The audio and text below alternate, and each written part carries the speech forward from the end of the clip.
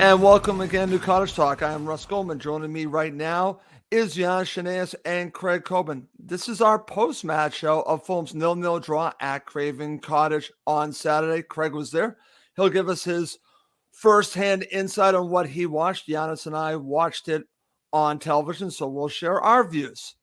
Before we get going on the show, as I always mention, please do subscribe on YouTube and Apple Podcasts. It does help other Fulham supporters and supporters of other sides find us. And as always, Cottage Talk is now part of the talkSPORT fan network. You'll be hearing more about this from talkSPORT after the World Cup. There's going to be a big push on this network. Okay, guys. Yannis, I'll go to you first. How are you doing? Give me your opening thoughts on what you watched yesterday. I'm good, Ross. Good morning, everyone. It was an entertaining game. I mean, we went for it. We attacked well. We had enough chances. Pickford was Pickford. Everton were resolute in defence. There were a couple of big calls or non-calls not made. And we're going to talk about those. Trust me, we're going to get there. Overall, it was one of those games where it proves we belong in the Premier League. We gave Everton a good run for their money and should have got the 3, but we got 1, and that's okay. Okay, and that was going to be the question of the show. Yannis, was it 2 points dropped? You're saying yes. Yes and no. Yes. Well, we should have won, but as a measure really of how far we've come is that Everton fans have been they're not happy with their team's performance. They're pleased with the draw. Lampard set them up really, especially second half of the draw. Yes, he did. And 4 games unbeaten, you take it. Okay, and Yannis, before I go to Craig, what was interesting, I did a real quick team news show, and in it, I was commenting on what I've been listening to from Everton supporters. I listened to a good amount of podcasts, and they were basically letting me know that Lampard was going to look at this 2 ways. Was he going to set his team up to come at Fulham? Maybe he did at the beginning, or would he sit back and make it more difficult on us and play for the draw?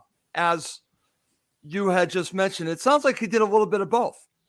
He did in the second half. First half, I thought they played very well, first 20, 25.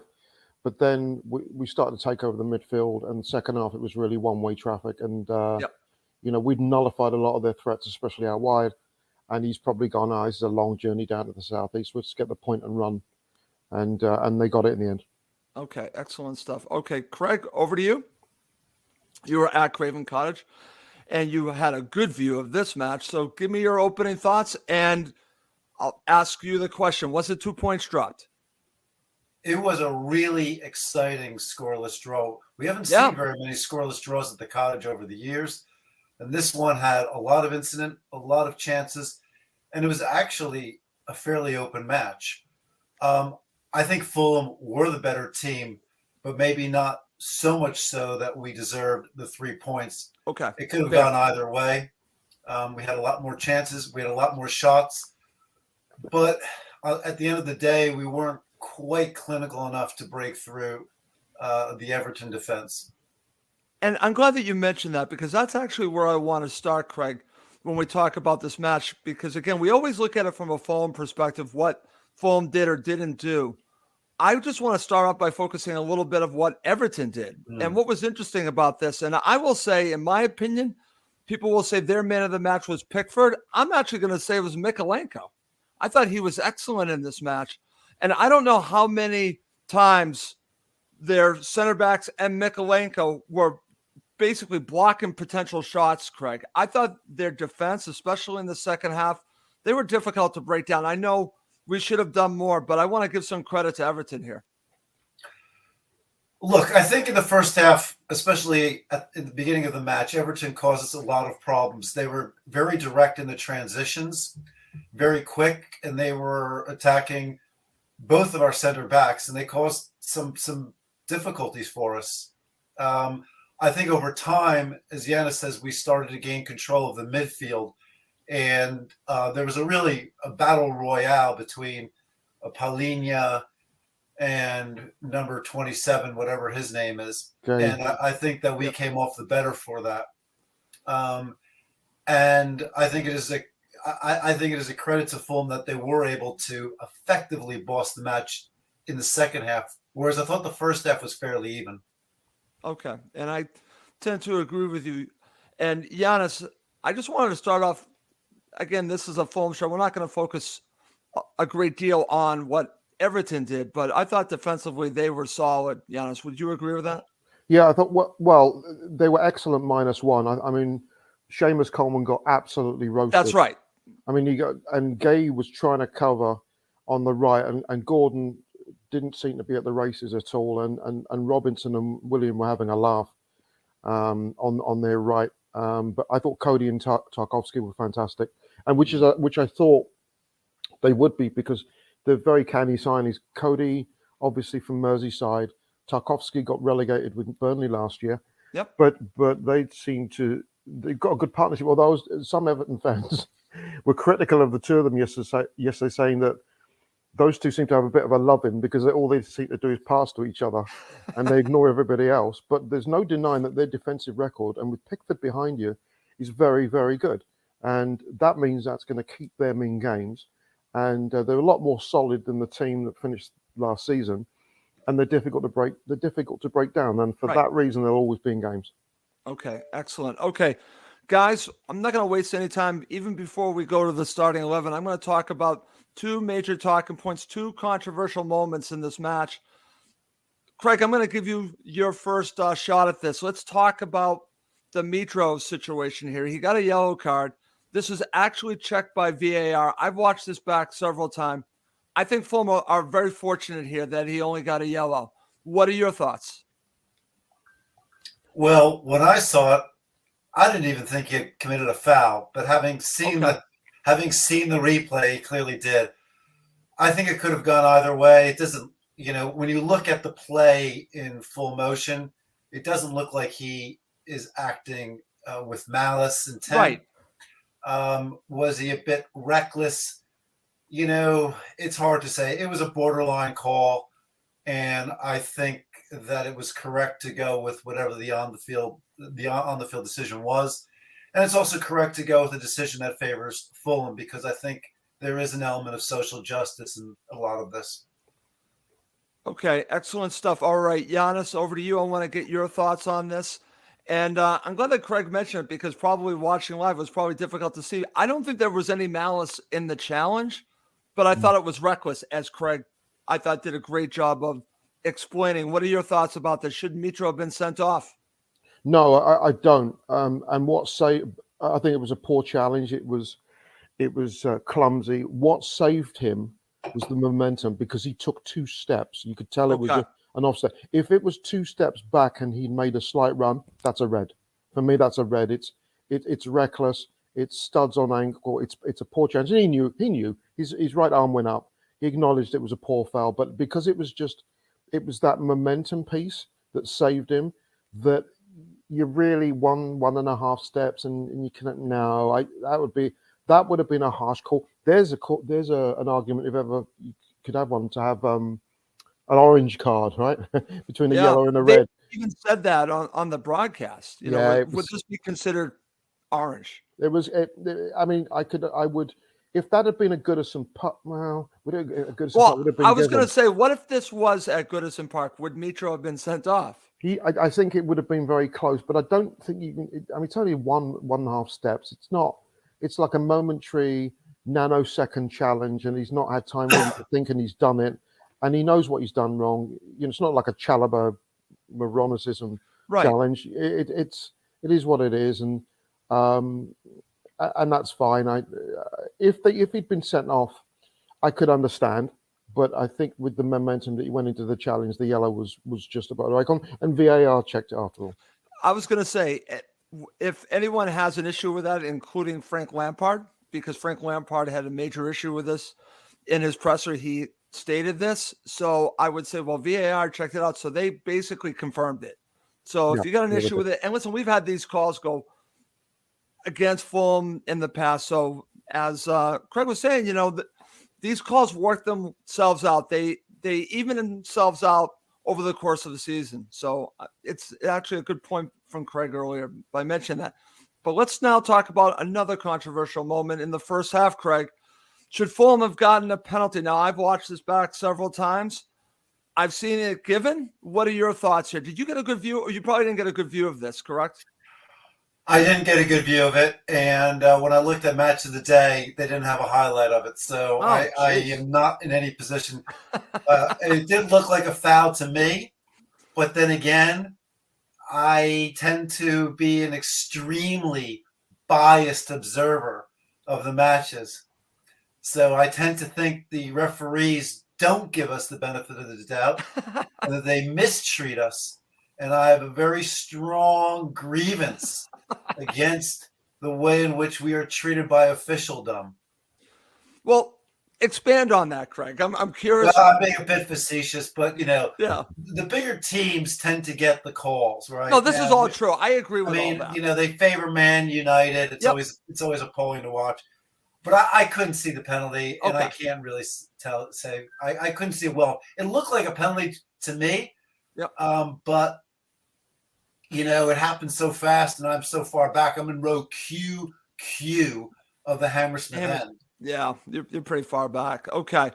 Yannis, what are your thoughts on this? I've watched this back several times. I was going back and forth with my friend Steve in Spain, and he thought this was basically an equalizer call compared with the Mitro situation. Basically, if they weren't going to give the Mitro call, then they weren't going to give this. What are your thoughts on this?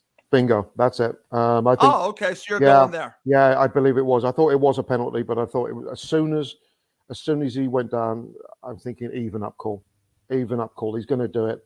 I mean, you could say, well, did Willian admonish it a little bit? I'm not sure, but I think it's an even up call. You give it. Look, the toughest job in football, I think, is the job of the fourth official. Oh yeah, because his ear just blown off every game, and yesterday he got it as well. I think it would have been, bearing in mind the Mitro decision, I think it would have been probably a little harsh to give it. So I accepted it immediately. It was an even up call, and that was it. We move on. Okay, absolutely. I'm just going to share some comments. This is from my friend Chris Goodwin, who's a Liverpool supporter. Chris, I'm sorry about Liverpool yesterday, so I just want to mention that. I do not think it was clear and obvious for a penalty. Tony Martinez says, definitely a penalty. So obviously we have different views on that. Okay, guys, let's move on. Let's talk about the starting 11. Interesting. Now, Yannis, I'll go to you first. What was interesting here is that I didn't think Tete was going to start. I thought it was going to play out exactly how it played out. I thought he would go with Bobby Decordova-Reid, and if he needed Tete, he would come off the bench. Mm-hmm. I think this was a smart move. What are your thoughts about the starting 11? Well, I had a couple of theories about this before the game. Looking at the centre back, because we know Calvert-Lewin's very good. Yes. So I was thinking, I wonder if this would be the game if you give Shane Duffy a start, because you know that they're going to try and target Tim Ream on that side with the balls over the top, and he's very good in the air. Yeah. And that first 20 minutes, we ran into a little bit of trouble because of Robbo pushing up. But having said that, Tate being available was good, and good timing because Decordova-Reid is out next week because he's suspended now. The only question mark was going to be Harry Wilson, but as soon as Harry Wilson came on, we realised why he didn't start. So overall, no complaints with the lineup. It looked really solid, and I thought it was going to be a good matchup for their lineup as well, which was probably close to the strongest lineup they could put out themselves. So from the start, I thought this is going to be a close game. It's going to be a tight game. But I thought there were going to be a lot of goals after the first 20 minutes. And, of course, no goals, which is very interesting, Yannis. Okay, Craig, your thoughts on the starting 11? Look, I think the first point of discussion is, of course, the right back, as you guys have mentioned. You went with Bobby Decordova-Reid, and presumably because Tete is still being eased into the side. Right. Second point of discussion, of course, is that is Cabano in lieu of Harry Wilson. That one actually surprised me, but again, I don't know, the physical condition of Harry Wilson. But otherwise, it was a fairly straightforward starting 11, and otherwise fairly expected. It was only the winger and the right back that was in question. Okay, well, let me ask you this, Craig. Going back to the center back pairing, I've made the call on several shows now that I want to see Tosin and Diop play together because I want them to have a future together. Nothing against Tim Ream. Tim Ream, it would be harsh on Tim Ream to drop him. But if I'm looking big picture with Tosin's situation, I wanted to see both of them. But I understand why he's continually going with Tim Ream. Yeah, I mean that's an interesting point, especially because in this game, especially in the beginning, we played with such a high line, and Tosin actually has, for a big man, quite good pace, and so you would wonder why you wouldn't have Tosin in there. But Right. I think that Marco Silva values the on the ball skill and technique of Tim Ream. We pass out from the back, and I think Tosin and Diop don't quite have the technical ability to really carry out that strategy as a pairing, and that is what I think Marco Silva is thinking. Okay, so it's almost like a point guard or a quarterback, Tim Ream playing that role in setting everything up, Craig. Yeah, in conjunction with Harrison Reed or whatever, right? That link-up play as a deep lying midfielder, but.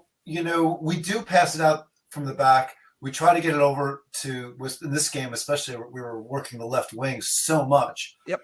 But otherwise, what you end up having to do is you end up just having to kick it up to Mitro and hope that he can hold the ball, which I think he did very well this game, better than in previous games.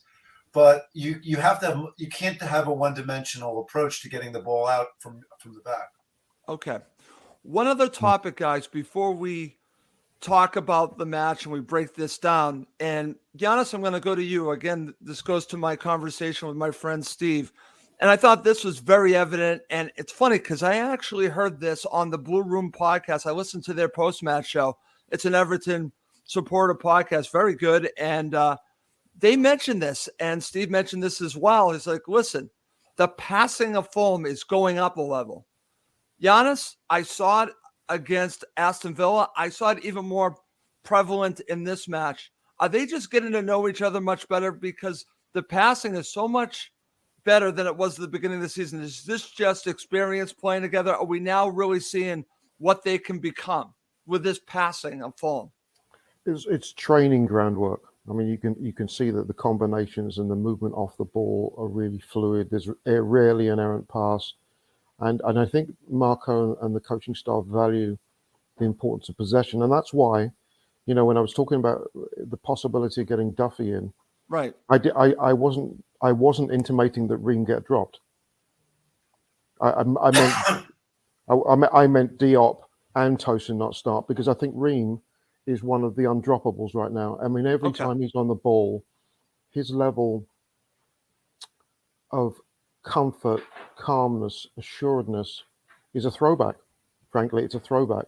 And if Jose Mourinho was our manager, and said, well, you know what, we'd look to bed Diop and Tosin as our future, he'd probably say, well, the most important game we've got is the next one. So he's living for the moment. So he will put out what he thinks is the best defensive pairing for now. He's not going to think down the line. He'll think what now. And right now, Ream is undroppable. So, that's the comfort level that he has, that he feels the need to rotate Diop and Tosin in. But Ream is he's an ever-present, so to speak. And that speaks volumes for the high regard that he holds for Ream, as our captain, and not just as our leader, but just that, the quiet player that seems to bring calm to everything on the field. And, that's a measure of something that I would never have thought possible at the start of the season. Okay, excellent. Craig, your thoughts on the improvement in the passing? And I've noticed it. I've really noticed it big time at Craven Cottage. What are your thoughts? Are you noticing it? You could probably see a lot of the passages of play from the hammy end. So what are your thoughts about this? Look, I think our passing has improved, but it's also a question of creating space and having the right sort of movement and patterns around. You have to make your life a little bit easier when you're passing, whether out from the back or in the midfield. When you don't have the movement, when there's no margin of error, that's when passes, when you're rushed and you don't have time, that's when passes tend to go astray. So I think it's just part of the overall improvement in the team and in the way in which, we build play. And what I think is actually quite encouraging is that we are often very creative and flexible in how we build play. And some of the new additions, especially Willian, I'm sure we'll talk about him, yes, have been really instrumental because, that we actually had, especially in the second half, a lot of joy along that left wing. a ton. And there was a lot of between Willian and Robinson and the movement around that. And that creates space for the Pereiras and the Paulinhas of this world. Excellent. That's actually a great point. It's funny, Craig, because I was meaning to ask the two of you when we're talking about starting 11. So why don't we go back there right now? And I'm going to ask you both this question. Is William going to be one of the first players named on the starting 11 each and every week? Has he earned that now that we need to see him each and every week, barring fitness, because he's now becoming a very integral part of what they do, Craig? Your thoughts on William just in general? What I've seen so far, he's been phenomenal. I cannot believe, what is he, 37 years old? He's 34. 34, okay. Still, he's been phenomenal. And he's, I mean, we'll get to man of the match, but I'll tell you right now, he would be my man of the match. Okay, we will by get there. Quite some margin. So yes, to me, he's earned his place in the starting 11, especially against a backdrop where we don't actually have very many healthy wingers. No. Now, when Manor Solomon gets back and he's healthy, and we'll have competition for the spot. And obviously, our attachment to William probably has a half-life of only a few seconds because until he plays badly. But so far, he has played really well, and he's earned his place in the starting 11 for sure. Yeah, absolutely. Yannis, you've already mentioned, you weren't in favor of this when it happened, but it's really worked out great. So do you just see him as part of the starting 11 until something happens here? Yeah, I mean, and I'll preamble that by saying I was scared we were going to get the Willian that we had at Arsenal. Not We the did Willian, not. We have not. Other than the Willian that they had at Chelsea. Yeah. Because the Willian at Chelsea was world class. I mean, there was no ifs, ands, or buts. He was a game changer. Willian at Arsenal was a disaster. And I've said it before, ask any Arsenal fan.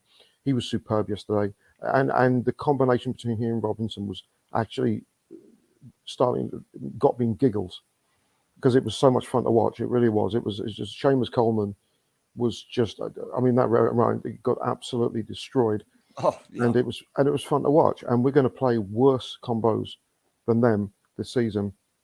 And Willian just the calmness, use of body strength, first touch is excellent, vision is excellent. Always knew where Robbo was.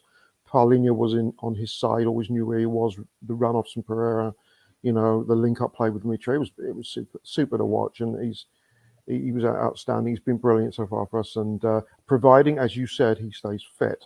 Exactly. Then he has to stay there. Yes. Okay, I'm going to share a couple more comments. This is from Chris Goodwin. William was very good yesterday. Are you sure he's 34 and not 25? The guy was everywhere on the field. This is very true.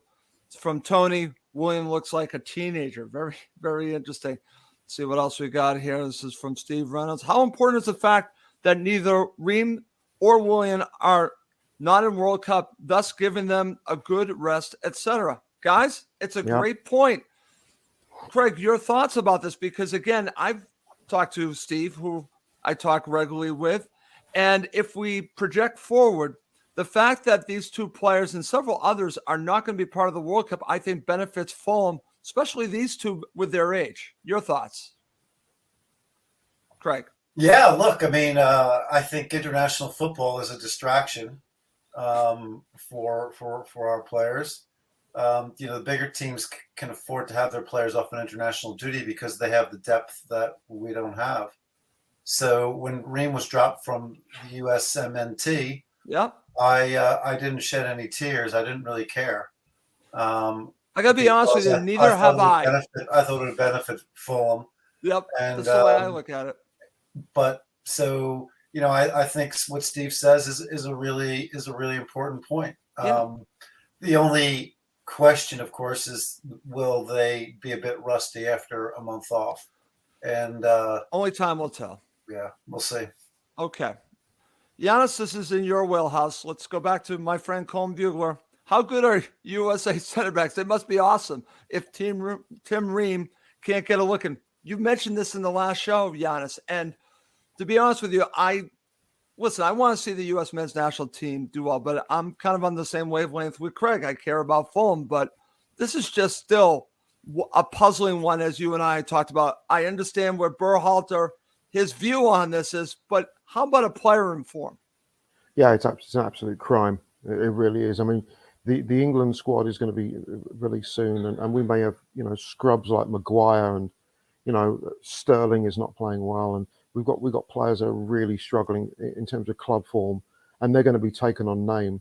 And you got someone like Tim Ream, who's just been outstanding this year. You can't tell me there's a better American centre back than him right now. Cannot do it. Yes, I'm delighted that he gets to rest and da. And I was noticing yesterday at Everton, Everton are doing a tour to Australia during the World Cup, and I'm sure that Fulham are going to have things like that to keep them fresh and games, closed doors and what have you. But Ream has been absolutely brilliant. I think it's a disgrace. Ream should be playing in the World Cup.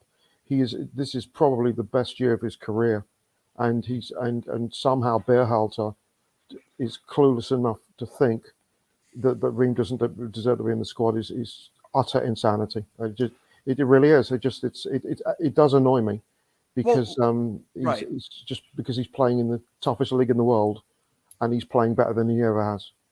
Well, he's being a little bit of an ageist, as I would say. And what's interesting, if we look at other sports, I think at some point experience counts and being informed counts. And listen, I've lived watching Tom Brady, and Tom Brady's playing 45, not playing great now, but he's played well into his 40s. It can happen. We're seeing it with William. We're seeing it with Tim Ream. Yep. We actually saw Ashley Young play still. So again, you can play in your latter years. And if you're playing effectively, why should age be an issue, Yannis? Absolutely. I don't. What games is Berhalter watching? He's not watching a full match. No, I mean he's going to take a Pulisic who's really struggling. Aaronson's playing well, but Ream defensively, sorry, he's an idiot. He's an idiot. Ream has been he's been brilliant. He's been brilliant, and I find it criminal that he's probably not going to go. It makes no sense to me. Okay, excellent. All right, guys, let's get into the match. And Craig, I'm going to go to you first. Just an overall analysis of the first half. I'll mention some key moments in just a second, but just give me your thoughts of what you watched at Craven Cottage. Everton had a very good opportunity. I'll mention that in a second from Demarai Gray, but Fulham actually followed that up with a flurry at the beginning of the first half and really tested Pickford, and Pickford was up for the challenge. But overall, what were your thoughts in the first half? I thought it was a fairly even first half. As I said before, I think that we struggled to contain them on the transitions, and they came close twice at the outset. But then later on, I think over time we started to settle into our own game, and we actually came back with several good opportunities that Pickford saved. I don't know how Williams' shot was saved by Pickford. That was an incredible save with what looks like his fingers. And then shortly after that, Mitra had quite a good header, which should be saved, but it was still a good save by Pickford. I thought overall it was a pretty even and pretty open first half, and remarkably scoreless. Right. Yannis, your thoughts on the first half, and we'll talk about the save. I'll start here talking about Leno's save on Demarai Gray, and as Craig said, on the transition, they were very dangerous, extremely dangerous in the first half. So your thoughts on what Leno did here, and then your thoughts overall in the first half. Leno's a safety blanket, and that's why he's in net instead of Rodak. He makes the right saves at the right time. Pickford was Pickford. Brilliant saves. That's why he's England's number one. And, he just... Everton are very lucky to have a keeper like him, because he's not the tallest, but he's a brilliant shot stopper. He seems to get his angles right. He's made super saves yesterday, and he saved Everton again. And if you have a back five that functions like that, and you have a keeper that can do what Pickford did in the first half, then you're going to be in most games. And fair play to them. They were great saves, and I thought it was a very entertaining first half, very open, very even, and usually 0-0 halves aren't necessarily that entertaining, but this one was. It absolutely was, Yannis. And Craig, back to you. When you look at the first half, you're sitting there at halftime. How concerned were you, or were you confident that we would have a response in the second half? We'll talk about the second half. Obviously, we know the scoreline, but were you nervous going to the second half, or were you confident seeing how Fulham played in the first half?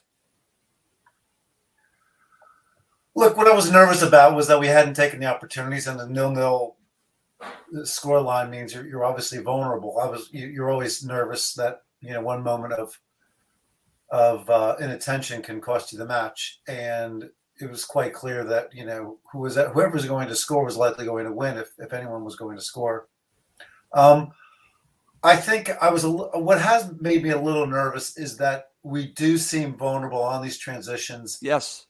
Especially when we were playing such a high line. In fact, I was surprised in the second half that Everton barely had a shot on goal. I think they had one shot on goal.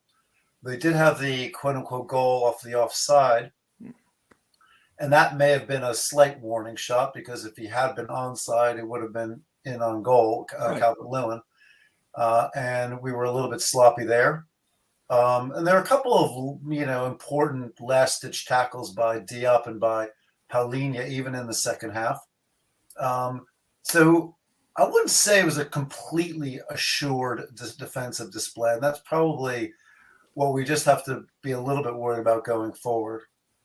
Okay, very good. I'm going to share this, Yannis, before I get your thoughts on that. Chris Goodwin, who's a Liverpool supporter, says, if the first half was a boxing match, I would have scored it 10-8 Fulham. Do you agree with that, Yannis? Yeah, just about. We did have enough chances, but I was always a bit leery of them on the break. Gordon didn't play well yesterday, but I thought I really like Onana. He's a subtle player. He's tidy, and when you've got players like Damari Gray that can make things happen, Calvert-Lewin's one of the best in the business in the air. And let's not forget Alex Iwobi, who everybody used to make fun of, but has become a bit of a polished unit. They're a good little side, and we just got, as Craig said on the break, it just worried me a little bit that we get done in. But it seems as though Lampard went in at half time and said, right, take a dose for 45. Let's get the point and go back northwest, which was odd because they had a decent chance to get the points, and they just sat back in their shells. And I think that's what Everton fans were a bit annoyed about. That they could have won, but really their decision making in the second half suggested they were going to just fight and get the point and move for another day. And that was a complete reversal of the way they approached it in the first half, where they did actually come at us. So that was a bit Scott Parkerish, actually. It was I was going to ask you, Yannis, because we'll talk about this. When we talk about the second half, why do you think there was a change from Everton in the second half? Was it forced from Fulham's play, or was it coming from Lampard basically setting him up for the draw? I think it's the latter. I really think. I mean, they got a really good result against Palace last week, 3-0. Super win. Palace are always tough. We know Goodison Park is a difficult place to play. Yep. But you go for it. You win. You get 3 points. You shoot up the table. But I think it's a measure of the respect he's got for our club. That he said, "Let's get the point and let's go home." And I'll take that any day of the week. They see it as a good point. We see it as a good point, but they do away from home, and that tells you how far we've come as a club. Okay, guys. Before we talk about the second half, I want to get your thoughts on this because, again, talking to my friend Steve, I thought the set pieces for Fulham were excellent. Once again, they have a wide variety. He disagreed. He thought they could have been better. Craig, what are your thoughts on the set pieces throughout this match? I thought they were good. I like the fact that we have this change. We could change it. It never seems like it's the same one twice, obviously, but it seems such a wide variety. Your thoughts on the set pieces? Yeah, look, I mean, I think Pereira is a great set piece deliverer, and when he was substituted, I think our set piece delivery went down. Right. But it says a lot for him, and certainly we had a couple of chances, including the Mitro one in the first half. So, I think it is one of the benefits of having Pereira on the side, frankly speaking. Yeah. And considering that a quarter or a third of goals are scored off of set pieces, it's pretty valuable. Absolutely. Yannis, your thoughts. And it's funny because when we talk about Pereira, there are a lot of good things. I think he's been very good. I think it's been a surprise to some how well he's played. But is it strange to say, or is it right to say that his best attribute right now for Fulham are set pieces, set piece delivery? No, I think it's absolutely right. And I think that's the responsibility that Marco's given him. I thought he looked a little bit off colour yesterday, actually. Okay. Wasn't his normal exuberant self. He looked a little down on himself with a couple of passes that went astray. Didn't have as much of an impact in the game as he normally would. But I think he's a confidence player, and he's still 24. But he's when you've got players like he and William can take a mean free kick. You've got players that can they're not quite the Kevin De Bruyne caliber, but they can cause problems. And I thought there was good variations in the set pieces, and we gave them different looks against, again, I'm going to say, a pretty good, solid defensive Everton unit. Right. So we created problems, and I thought our movement of the ball was, on the whole, very good yesterday. And that, I think, is going to be a key moving forward, because where teams tend to struggle is if you have bodies that are static off the ball when you're taking set pieces, especially free kicks from wide, and that's something that Mitro is a master at, movement off the ball. It's all movement, right? It is all movement. It really is. It's so important what you do off the ball, and Pereira is a big part of our set pieces for sure. All right, totally agree. All right, Craig, back over to you. Let's talk about the second half. I just want to get overall analysis before we go through some of the key moments of this second half. So I want to get your view. You're watching this, and I'm watching it on TV, and I'm seeing a lot of good opportunities, potential opportunities, but many of them were just blocked, and you're probably seeing it right in front of you. We could say that they didn't have the cutting edge. I go back to say, well, it takes two to tango, and Everton were throwing themselves everywhere, especially the center backs and Mikalenko. But what are your thoughts about what you watched in the second half? Look, I saw a lot of really fluid play by Fulham. Great movement, especially along the left side, I think, in particular. We had, some, I would say, half chances, quarter chances. But, at the end of the day, how many shots on goal that really challenged Pickford? In the first half, there was that flurry in the beginning. Yes. In the second half, there was arguably that shot from Willian when he cut inside, although you would expect Pickford to make that save. Right. Not too many other chances like that. So that's why I said, now you could attribute that to the Everton defenders and midfielders putting their body on the line, or maybe a slight lack of cutting edge. But whatever the case is, we couldn't break them down. No, we definitely couldn't, Greg. And it's funny, I'm going to go right back to you. And there was an opportunity for Mitro early in the second half. What did you see here? What did I see? Which opportunity was it early in the second half? I'm just trying to remember.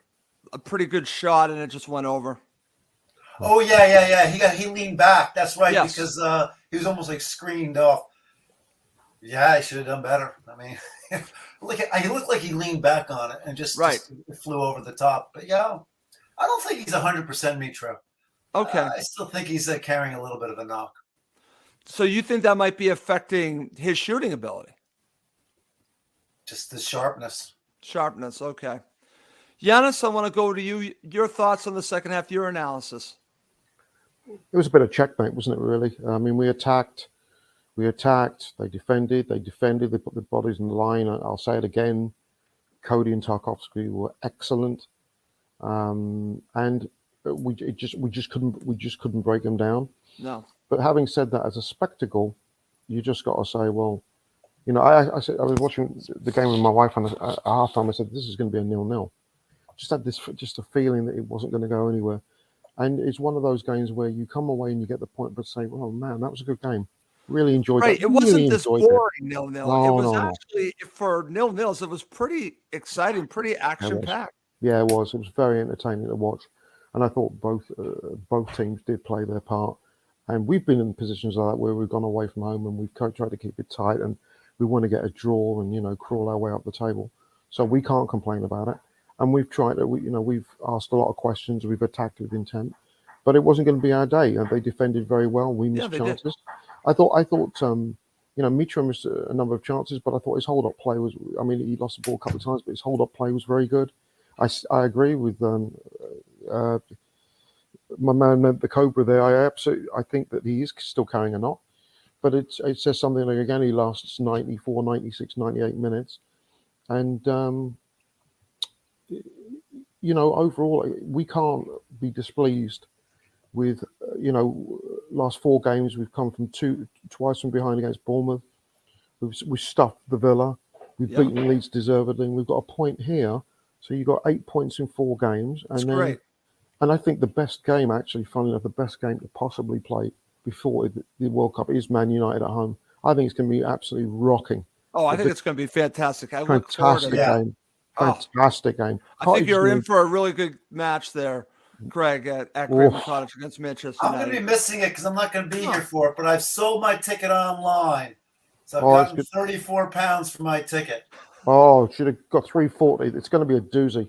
It'll be because you realize there are going to be so many players on their side that are going to be the last game before the World Cup of reluctance in terms of potentially. There could be an opportunity there for Fulham. Yeah, for sure. If you look at it that way. Yeah, for injuries, it's the worst case scenario. I was just reading somewhere that Saka got injured against Notts Forest this morning. I mean, this is the worst time to possibly get injured. Right. They've got a number of internationals. They're going to be a little bit nervous, and they're not going to want to get hurt. How does that? I mean, Ten Hag's not going to give a bollocks, but the players do. And how's that going to reflect in terms of the World Cup? So I'm really excited about that game. I forget the City game. The United game home is going to be an absolute burner. Should be a lot of fun. Great show, guys. It's been fantastic so far. But coming up next, we're going to talk about man of the match. And we're going to end talking about Fulham's future for the rest of the season. Should they really take an approach more of looking towards Europe? Yes, I'm actually saying that. Should we be looking at a different approach? Should Fulham Football Club, meaning ownership, players, Marco, be thinking, you know what? We're on 19 points. Maybe we should be pushing for Europe? I'll be asking that at the end of the show. Okay, guys, let's not waste any time. Mr. Yannis, I'll give you first crack at this. I know where Craig's going to go on it because you already told us. Who's your man of the match? Well, any other day it would be Floyd Aita. Do we have to do this every show? You know what? Actually, on any other day it would be Willian, because Willian was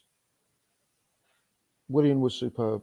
But I'm going to go against Craig on this one. I've got to give it to Tony Robinson. I thought he was absolutely world class yesterday. He was up and down that. Boy, have I been wrong about him, Yannis. I'll be the first to say. In fact, I kept watching thinking, Jesus Christ, is this the reincarnation of Gareth Bale? He was causing them all to, and the beauty of what he did is he gave the space and the time for Willian. It was like Batman and Robin, those two. It was brilliant to watch. And Willian was outrageous, but Robinson just, they had no clue what they were to do with him. And if he carries on playing like that, teams are going to have an awful time trying to pick him up, because it's just, I've always argued about his athleticism. Or has his crosses gotten a little better too? They have got they have. I mean, the defensive piece, you can go, but his athleticism has never been questioned, and his speed hasn't been questioned. And yesterday was a masterclass in a left back torching aside. And with Willian, it was glory, hallelujah. So for me, it's Robinson, but it's very close over Willian. Okay. Over to you, Craig. I do want to focus a little bit on Anthony Robinson, because last season I was not impressed with what I saw, and to the point where I wanted Fulham to upgrade at the position. I've completely changed my tune on that because he's proved me wrong. So what are you watching when you're there? You've had a good view of this, and over the course of the season, Anthony Robinson has taken his game to the next level. Look, he's off to a great start, and I think that when he has the partnership of a good winger, you can really see a lot of his qualities. And I do think that he links up extremely well with Willian. With his quickness, his speed.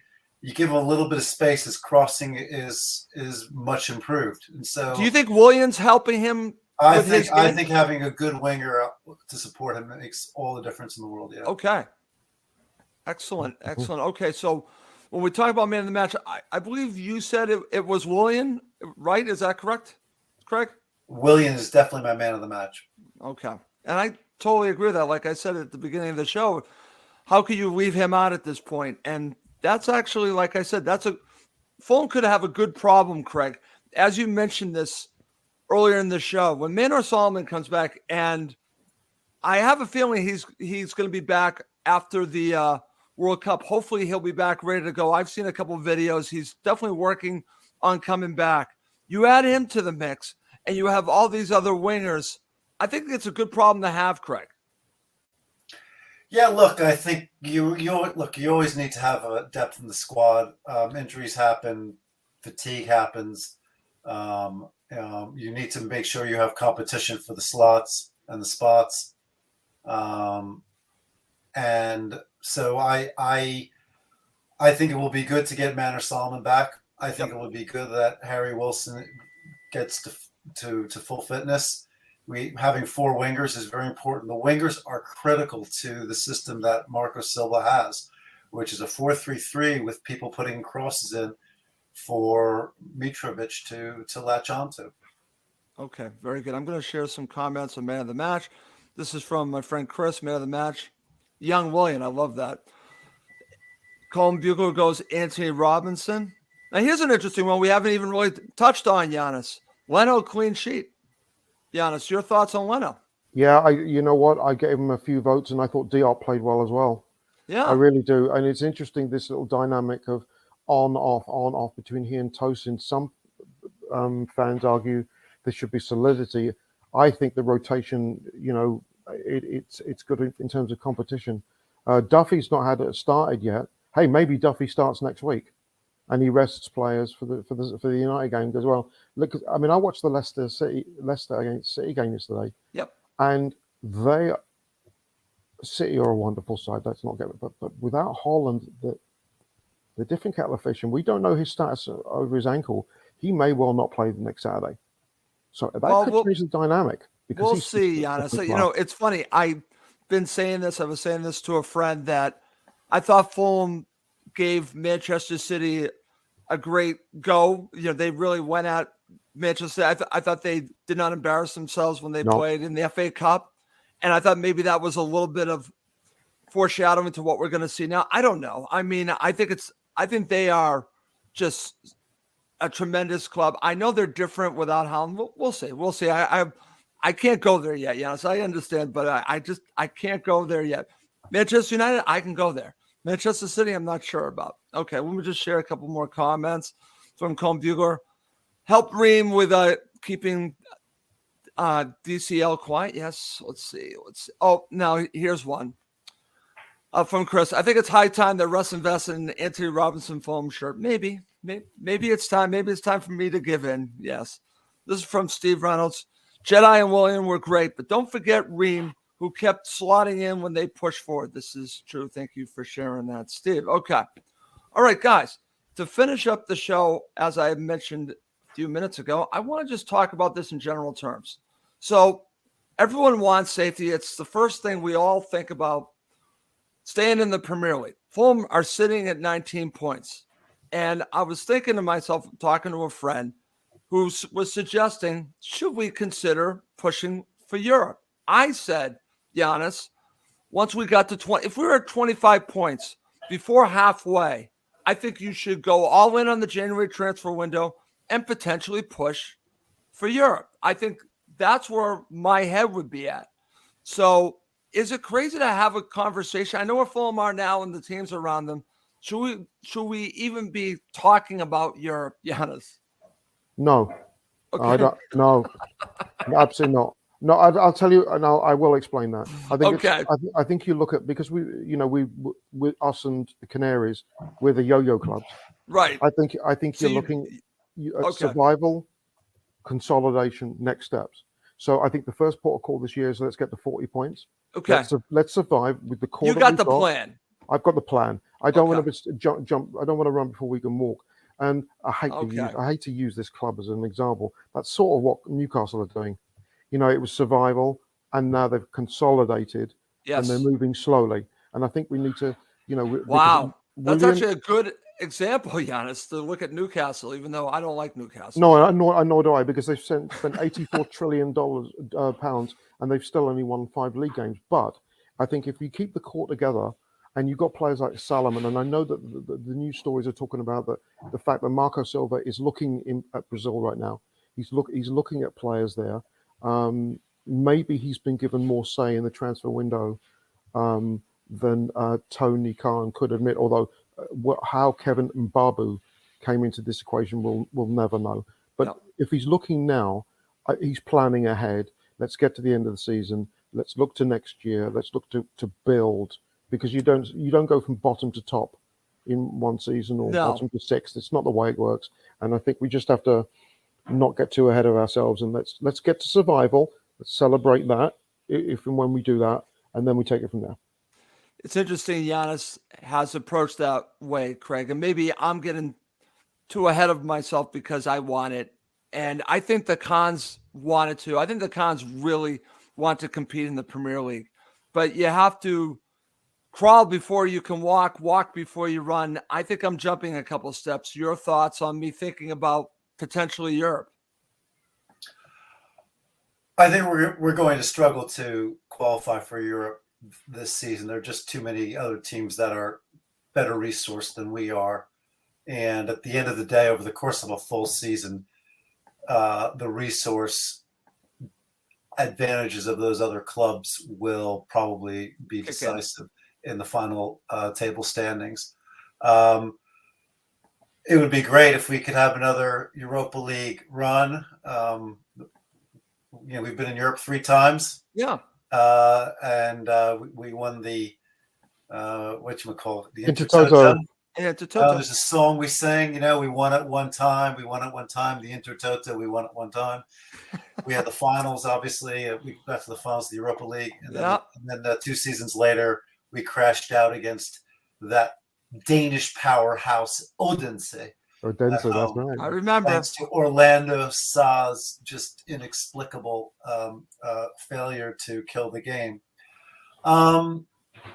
Look, I think the priority right now is to get to the 40 points, and then we can move on to whatever the next step is. Okay, and I understand where everyone's going on that. Probably, like I said, I'm jumping too far ahead, and I'm thinking about the past. But as Yannis brought up, it's a very good point. Even for Fulham, when they survived, when I first started becoming a supporter, then they, I believe, ended 8th, and then shortly after that, we have what happened in Europe. So it can happen, and maybe I just need to be a little bit patient and just let it happen and let them build something. So I certainly understand that. Okay, great show, guys. Craig, before we go, please, I want to mention this, and I hope you don't mind me mentioning this. Craig wrote an excellent article in the Financial Times. So, Craig, could you just tell everyone a little bit about what you're writing about, what you actually wrote about, and how that they can find that article? Sure, it's on the Financial Times Alphaville page, so it is in front of the paywall. You just need to register. And I wrote an article with a friend who is a director at Millwall Football Club about why American investors are still keen on buying into English football. And so, in the article, they give a sort of a potted biography of me and the other guy who wrote the article. And it does mention that I'm a co-host on Cottage Talk, and it even has a hyperlink to Cottage Talk. I love that, by the way. So, Russ, you've made it in the big leagues. In the Financial Times. Thank you, Craig. Thank you for making that happen. That is wonderful. But congratulations on a great article. It really was. I saw it and I read it. It was fantastic. I highly recommend everyone reading Craig's article. It's very interesting. Okay. Yannis, before we go, I have to share this comment from Steve Reynolds. You and I might have to do this.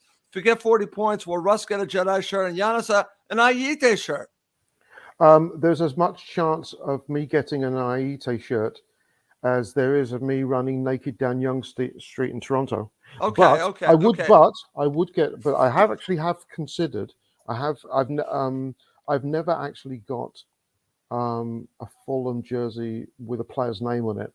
But I think my man Ivor, but I think I may have to get one for Mitro just because. Oh wow, okay. Yeah, because he's just funny. He's Fulham. It's great. But Ayite, are you kidding me? I'm more likely to get Chalobah. I mean that. And oh my good God. Okay. Yeah. That's funny. All right. Before we wrap it up, I just want to mention this because this weekend it was really a huge moment for me. 10 years ago, I went to London to have an incredible weekend. And part of it was to see Fulham. Part of it was to meet members of Fulham staff that I met at Craven Cottage. I got to meet Sarah Brooks, Michael Benedetto, and also Dan Crawford was there as well. He actually joined me to this wonderful lunch I had at Craven Cottage, got a tour of Craven Cottage. The next day, I went to the crazy 3-3 draw at the Medeski, and I actually posted a video of that. It really was a crazy match, but that was my first in-person live match at Reading for a full match, and something I'll never forget. And I can't believe it's been 10 years, but yes, it's been 10 years. I was back for the playoff final at Wembley. Those are the two times I've been over, but 10 years ago, I came over for that Reading match and got to see Craven Cottage for the very first time and spent some time there the day before. So it was just wonderful. I just wanted to share that. Okay. Before we go, a couple things. Please do subscribe on YouTube and Apple Podcasts. It helps Fulham supporters find us. And as I keep mentioning, and like I said, talkSPORT's going to be doing a huge push on this. Cottage Talk is now part of the talkSPORT fan network. Okay. Well, it is time to wrap up this show. For Craig Coben and Yannis, I'm Russ Goldman. Thank you as always for watching and listening. Cottage Talk, part of the talkSPORT fan network.